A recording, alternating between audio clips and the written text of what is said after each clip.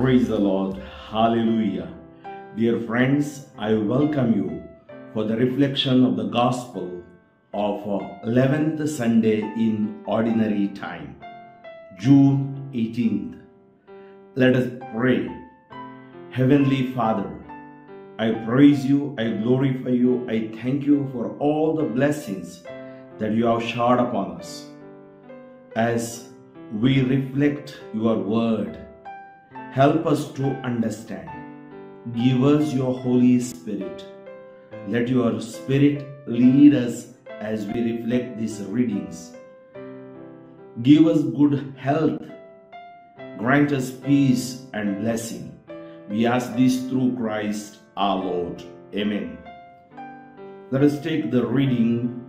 Today's Exodus chapter 19, verses 2 to 6. In those days, the people of Israel set out from Rephidim and came into the wilderness of Sinai. And they encamped in the wilderness. There Israel encamped before the mountain, while Moses went up to God. The Lord called to him out of the mountain, saying, Thus you shall say to the house of Jacob, and tell the people of Israel, You yourselves have seen what I did to you, what I did to the Egyptians, and how I bore you on eagle's wings and brought you to myself.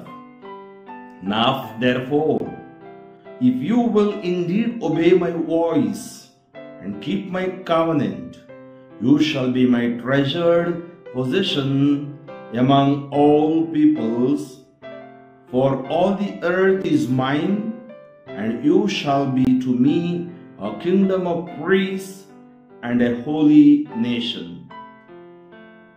Responsorial Psalm, Psalm 100. A response. We are his people, the sheep of his flock. Cry out with joy to the Lord, all the earth. Serve the Lord with gladness. Come before him singing for joy.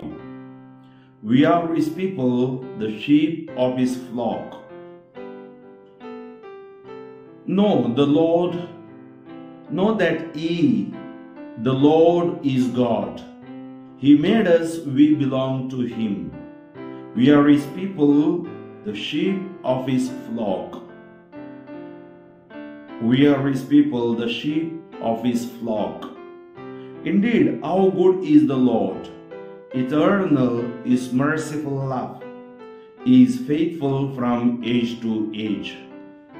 We are his people, the sheep of his flock. Second reading from the letter to the Romans, chapter 5, verses 6 to 11. Brethren, while we were still weak, at the right time, Christ died for the ungodly. For one will scarcely die for a righteous person, though perhaps for a good person one would dare even to die.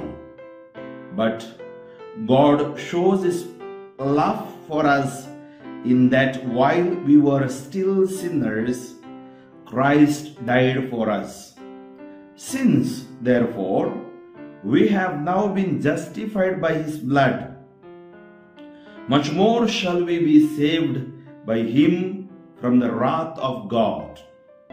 For if while we were enemies, we were reconciled to God by the death of his Son, much more, now that we are reconciled, shall we be saved by his life. More than that, we also rejoice in God through our Lord Jesus Christ, through whom we have now received reconciliation. Acclamation. Alleluia, Alleluia. The kingdom of God is at hand. Repent and believe in the gospel. Hallelujah. Gospel according to Matthew chapter 9 verses 36 to chapter 10 verse 8. At that time, when Jesus saw the crowds, he had compassion for them because they were harassed and helpless like sheep without a shepherd. Then he said to his disciples, "The harvest is plentiful, but the laborers are few.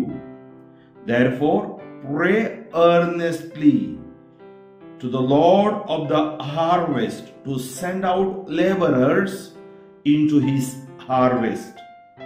And he called to him his 12 disciples and gave them authority over unclean spirits to cast them out and to heal every disease and every affliction. The names of the 12 apostles are these: first, Simon, who is called Peter, and Andrew his brother, James the son of Zebedee, and John his brother, Philip and Bartholomew, Thomas and Matthew the tax collector, James the son of Alphaeus, and Thaddeus, Simon the zealot, and Judas Iscariot, who betrayed him. These 12 Jesus sent out, instructing them, "Go nowhere among the Gentiles, and enter no town of the Samaritans, but go rather to the lost sheep of the house of Israel, and proclaim as you go, saying, the kingdom of heaven is at hand.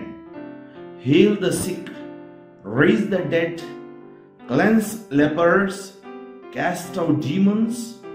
You received without paying, give without pay." Dear friends,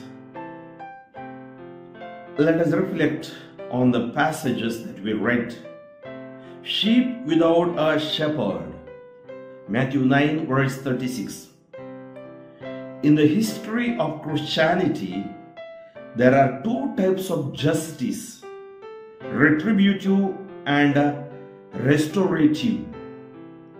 The former is about reward and punishment, the latter about prodigality on God's part. It was the prophets of Israel who spoke more of God's desire to gather a sinful people. Jesus, in today's gospel, in his restorative tradition, looking at the people, he sees them to be sheep without a shepherd, scattered, unprotected, directionless. His approach to the problem is to appoint apostles to preach to the people and gather them into the kingdom. Paul, in the second reading, pinpoints Jesus' prodigality in that he acts according to who he is, a healer gatherer, rather than who the people are, uncaring sinners. In our first reading from Exodus, we are introduced to two key ideas that sum up God's style of relating to his people: the idea of caring people and the idea of drawing people to God's self. The biblical images for caring are mother carrying her baby, or shepherd carrying a lamb, or an eagle carrying her little ones on broad wings. Again, there is often the prophetic promise that God will not abhor or reject the people. Rather, there is the call to come together and live. Recall the valley of dry bones in Ezekiel 37. Remember Jesus. come to me.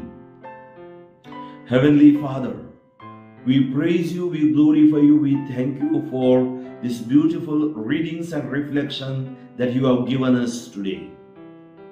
As we prepare ourselves to celebrate the Sunday liturgy, help us, Lord, to reread the readings and draw strength from you, because you are the Word of God. Your Word of God is the sword of the Spirit. Lord, I pray for my people, those who are in need of your healing touch. 750 crores people around the globe. Bless them, Lord, their families, their life partners, their parents, dear and dear ones, and especially those who are bedridden, those who are sick, those who are in need of your healing touch. As you sent apostles to heal every disease and every affliction. In my priestly ministry, I am told, whatever you bind will be bind, whatever you bind will be bound, release will be released. I release healing, anointing, and deliverance. I bind blocks, bondages, curses in Jesus' name. All those who are in need of your healing touch right now, let them receive that healing touch. Touch them, Lord. Heal them, Lord. Anoint them, Lord. In Jesus' mighty name I pray. May Almighty God bless you, the Father, and the Son, and the Holy Spirit. Amen. Father Franklin D'Souza, Diocese of Shimoga. Pray for me, friends, for my ministry, for my mission, and especially healing and preaching ministry. And forward this message as many as possible. Thank you.